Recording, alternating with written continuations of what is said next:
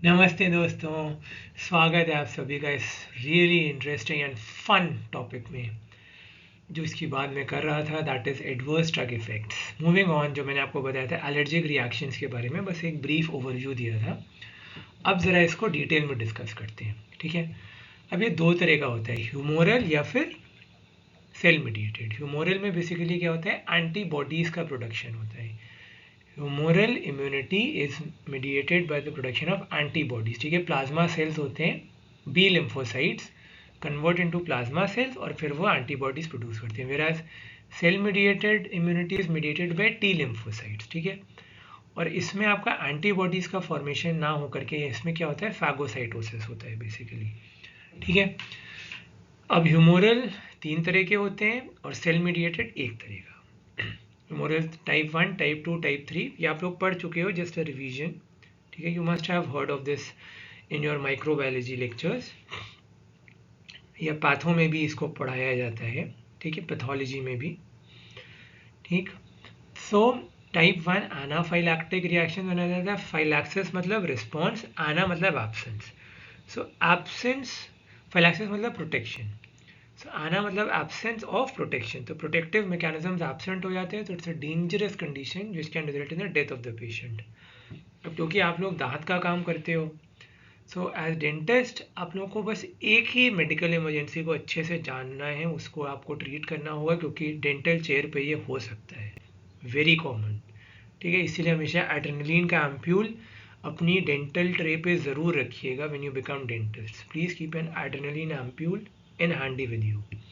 और जब आप प्रैक्टिस करोगे तो it's but obvious MBBS students के लिए, okay. So type 1 reaction is the only type जिसमें डेंटिस्ट का काम आता है। टाइप 2 साइटोलिटिक होता है, टाइप 3 रिटार्डेड या आर्थस होता है, and type 4 is delayed hyper sensitivity reactions.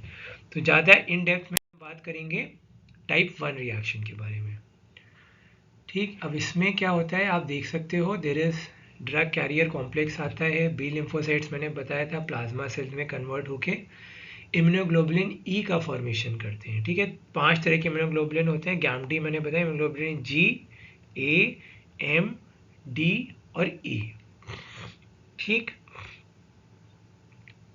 तो इसमें क्या होता है, ये जो इम्यूनोग्लोबुलिन ई होता है, it binds to mast cells and basophils, ठीक। फिर बार बार अगर एक्सपोजर होता है तो फिर क्या होता है, क्रॉस लिंकिंग की वजह से there is degranulation of the mast cell फट जाता है, just blast open.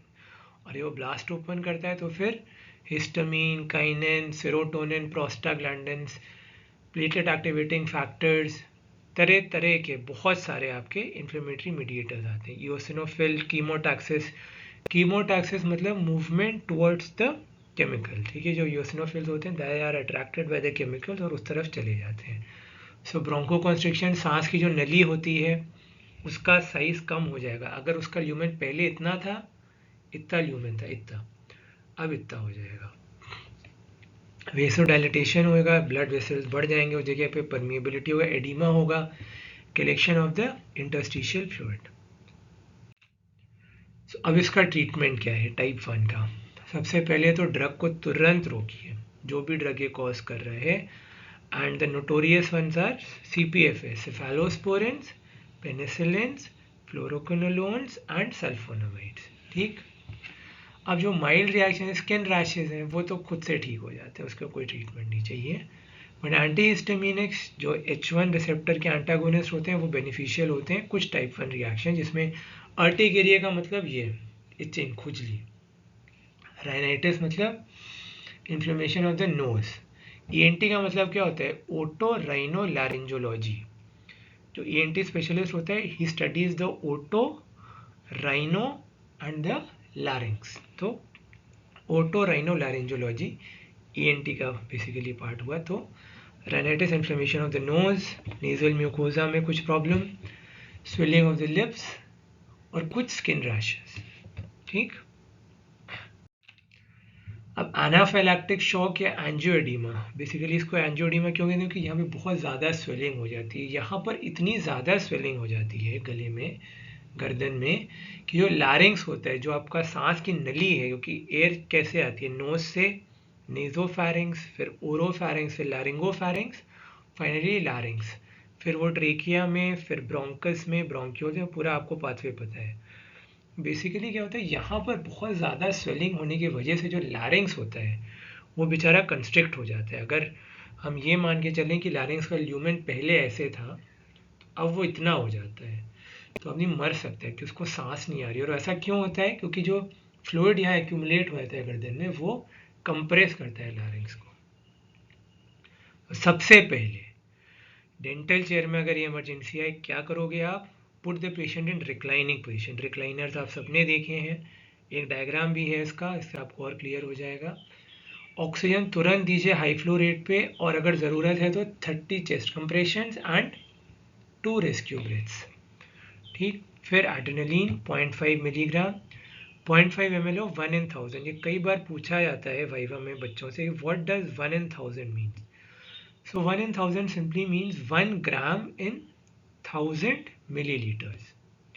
1 gram in 1000 milliliters is 1 in 1000. 1 ग्राम का मतलब 1000 मिलीग्राम, 1000 मिलीग्राम 1000 मिलीलीटर में का मतलब 1 मिलीग्राम 1 मिलीलीटर में, 1 मिलीलीटर में 1 मिलीग्राम।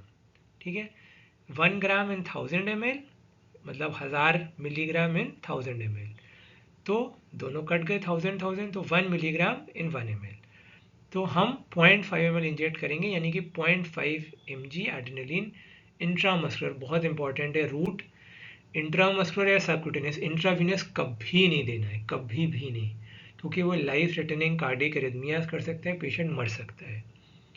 बहुत रेयर होता है बट नहीं देते हैं generally intravenous. As doctors please always give it by intramuscular route. अगर मरीज नहीं इम्प्रूव हो रहा है तो रिपीट 5 to 10 मिनट्स। ठीक है, ऐसा भी याद रखते हो, अल्फ़ाबेट ए, धूम 2 में आपको याद होगा आर्यन, ऋतिक रोशन का नाम था और वो सारी चोरियां करता था। So A for Aryan, A for anaphylactic shock and A for adrenaline. So you have 3 A's, 3 idiots नहीं, 3 A's। Aryan, anaphylactic shock, drug of choice adrenaline, only life saving measure. अगर आपको जान बचानी है तो इसी से बच सकती है। I wonder if you have seen the film pulp fiction, उसमें किसी को आता है ऐसा अटैक, जस्ट यहाँ पे उसको स्टैब करते हैं वो एड्रेनलिन के एम्प्यूल से, मतलब एड्रेनलिन के एम्प्यूल से तो नहीं, एड्रेनलिन के इंजेक्शन से, and the patient immediately recovers. ठीक है, कई बार हार्ट के अंदर भी डालना पड़ता है, दैट इज इंट्राकार्डियक। ठीक, मैंने बताया था इंजेक्ट नहीं कराया था इंट्रावीनस, अगर करा भी जाता है बहुत रेयर होता है वो, तो उसको बहुत ज़्यादा डाइल्यूट, मतलब 1 ग्राम इन 10,000 ml या फिर 1 ग्राम इन 1 लाख ml। ठीक है, और बहुत स्लोली इन्फ्यूज़ करते हैं।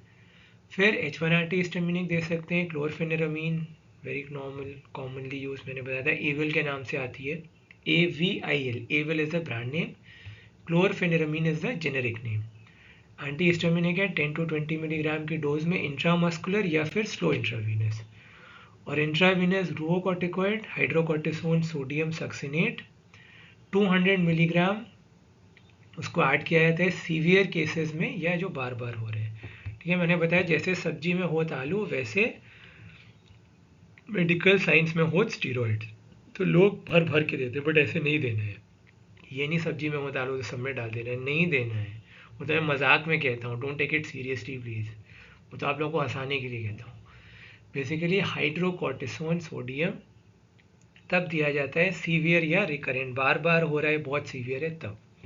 ठीक, ये है रिक्लाइनिंग पोजीशन। ठीक है, आप देख सकते हैं ऐसे आपको मरीज को करना होगा। इसका फ़ायदा क्या है इस पोजीशन का, ध्यान से देखिएगा क्या हो रहा है। बेसिकली उसको रिक्लाइनिंग पोजीशन में कर रहे हैं हम, तो सारा जो ब्लड है वो लोअर एक्सट्रीमिटी से, यानी कि पैरों से सारा का सारा ब्लड ऊपर जा रहा है वाइटल ऑर्गन्स। मैंने बताए थे 3, लंग, हार्ट एंड ब्रेन, तीनों में देखो ब्लड जाएगा, क्योंकि हम उसको एंटी ग्रेविटी पोजीशन में डाल रहे हैं। ऐसे तो ग्रेविटी से ब्लड नीचे आएगा, बट हम एंटी ग्रेविटी कर रहे हैं, अगेंस्ट द ग्रेविटी, तो ज़्यादा खून ब्रेन में पहुंचेगा, हार्ट में पहुंचेगा और लंग्स में पहुंचेगा। So this brings us to an end of today's episode. आज हमने जाना कि एनाफिलैक्टिक शॉक जैसी मेडिकल इमरजेंसी को कैसे ट्रीट करते हैं। आगे वाले एपिसोड्स और इंटरेस्टिंग होने वाले हैं, तब तक के लिए stay tuned. This is Karun Kumar signing off. Bye bye.